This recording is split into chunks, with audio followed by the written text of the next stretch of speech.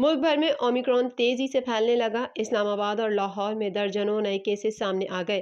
پشاور کے ایک ہی خاندان کے 4 افراد میں اومیکرون وائرس کی تصدیق ہو گئی۔ متاثرہ افراد میں 2 بچے بھی شامل ہیں۔ پنجاب میں اومیکرون کے 43 نئے کیسز بھی سامنے آئے۔ لاہور میں متاثرہ افراد کی تعداد 211 ہو گئی۔ اومیکرون کے 98% کیسز صرف لاہور سے رپورٹ ہوئے۔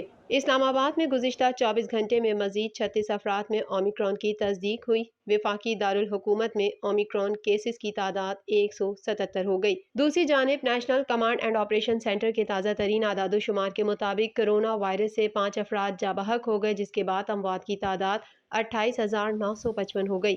پاکستان میں کرونا کے تصدیق شدہ کیسز کی تعداد 12,99,848 ہو گئی۔ گزشتہ 24 گھنٹوں کے دوران 1,085 نئے کیسز رپورٹ ہوئے۔ پنجاب میں 4,46,300، سندھ میں 4,84,226، خیبر پختونخوا میں 1,81,573، بلوچستان میں 33,654، گلگت بلتستان میں 10,429، اسلام آباد میں 1,08,984، جبکہ آزاد کشمیر میں 34,682 کیسز رپورٹ ہوئے۔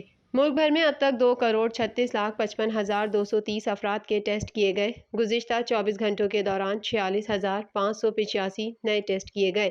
اب تک 12,57,847 مریض صحت یاب ہو چکے ہیں، جبکہ 636 مریضوں کی حالت تشویشناک ہے۔ پاکستان میں کرونا سے ایک دن میں 5 افراد جاں بحق ہوئے، جس کے بعد وائرس سے مرنے والوں کی تعداد 28,955 ہو گئی۔ پنجاب میں 13,076، سندھ میں 7,676، خیبر پختونخوا میں 5,938، اسلام آباد میں 967، بلوچستان میں 366، گلگت بلتستان میں 186 اور آزاد کشمیر میں 746 مریض جان سے ہاتھ دھو بیٹھے۔